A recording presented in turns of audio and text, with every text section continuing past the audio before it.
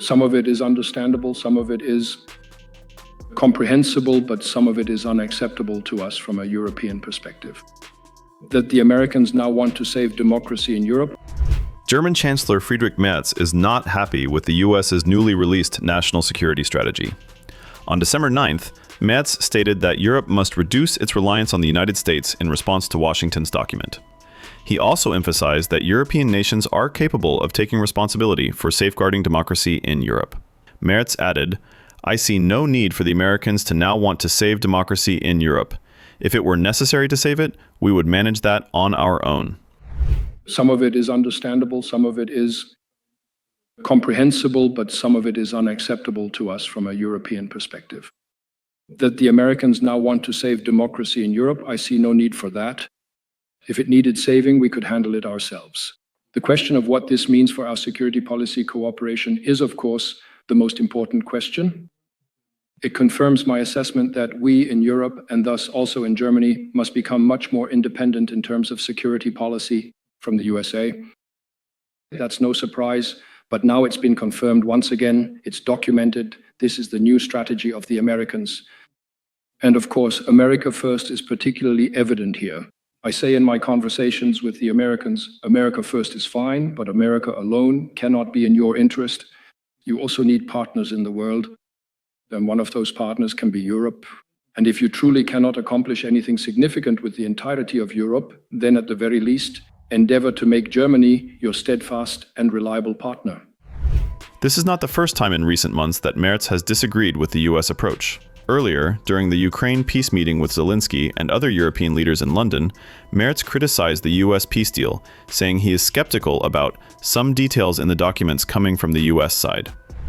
I highly appreciate that we are having the opportunity to see you, Volodymyr, together with Emmanuel, and talking about the upcoming days, because this could be a decisive time for all of us. So we are trying to continue our support for Ukraine, as you know. On the other hand, we are seeing these talks and negotiations in Moscow and in the US. I'm looking forward to hear from you what the outcome of these talks might be. And we are still and remain strongly behind Ukraine and giving support to your country, because we all know that the destiny of this country is the destiny of Europe. So that's the reason why we are here, trying to figure out what we can do.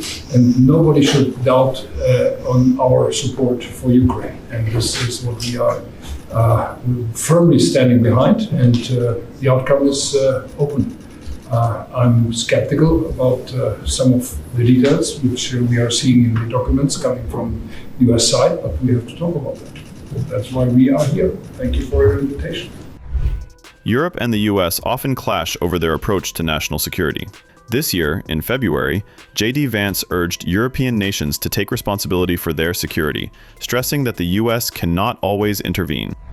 We gather at this conference, of course, to discuss security, and normally we mean threats to our external security. I see many great military leaders gathered here today.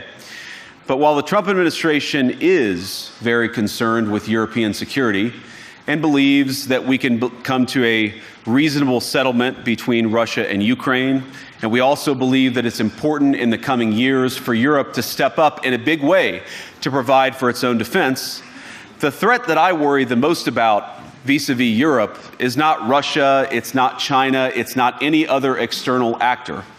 And what I worry about is the threat from within, the retreat of Europe from some of its most fundamental values, values shared with the United States of America.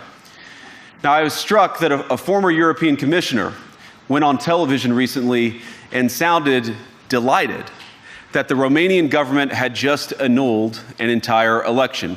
He warned that if things don't go to plan, the very same thing could happen in Germany too. Now, these cavalier statements are shocking to American ears. For years, we've been told that everything we fund and support is in the name of our shared democratic values. Everything from our Ukraine policy to digital censorship is billed as a defense of democracy.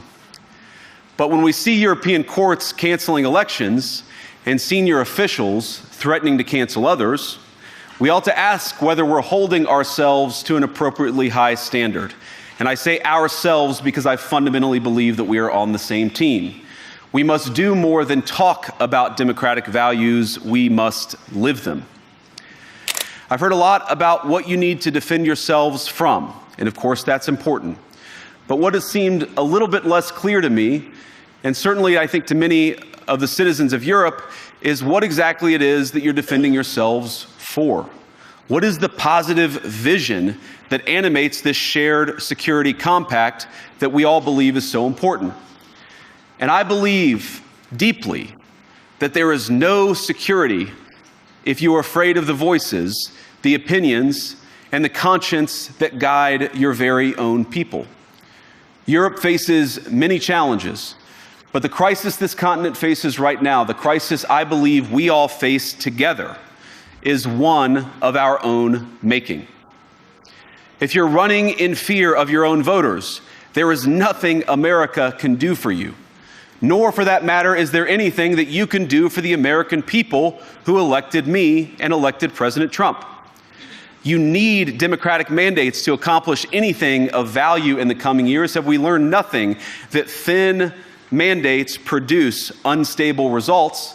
But there is so much of value that can be accomplished with the kind of democratic mandate that I think will come from being more responsive to the voices of your citizens.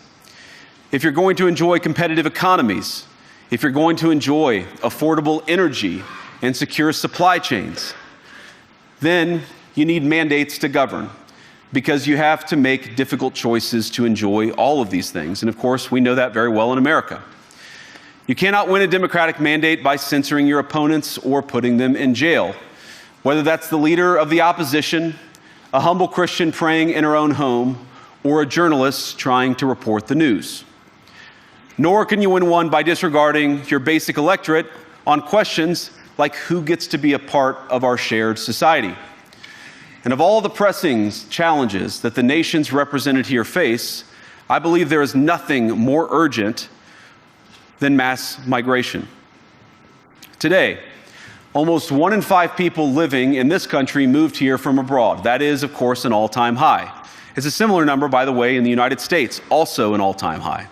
The number of immigrants who entered the EU from non-EU countries doubled between 2021 and 2022 alone, and of course it's gotten much higher since.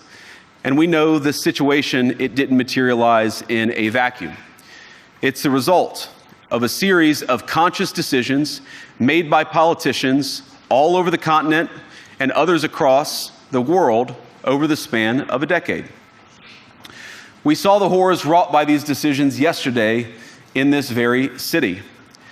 And of course, I can't bring it up again without thinking about the terrible victims who had a beautiful winter day in Munich ruined. Our thoughts and prayers are with them and will remain with them. But why did this happen in the first place? It's a terrible story, but it's one we've heard way too many times in Europe and unfortunately too many times in the United States as well.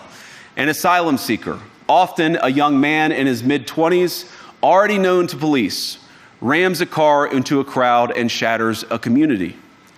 How many times must we suffer these appalling setbacks before we change course and take our shared civilization in a new direction?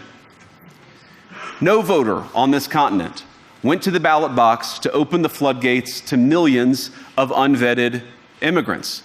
But you know what they did vote for? In England, they voted for Brexit, and agree or disagree, they voted for it. And more all over Europe, they're voting for political leaders who promise to put an end to out-of-control migration. Now, I happen to agree with a lot of these concerns, but you don't have to agree with me. I just think that people care about their homes, they care about their dreams, they care about their safety and their capacity to provide for themselves and their children. And they're smart. I think this is one of the most important things I've learned in my brief time in politics. Contrary to what you might hear a couple mountains over in Davos, the citizens of all of our nations don't generally think of themselves as educated animals or as interchangeable cogs of a global economy. And it's hardly surprising that they don't want to be shuffled about or relentlessly ignored by their leaders. And it is the business of democracy to adjudicate these big questions at the ballot box. I believe that dismissing people, dismissing their concerns, or worse yet, shutting down media, shutting down elections, or shutting people out of the political process protects nothing.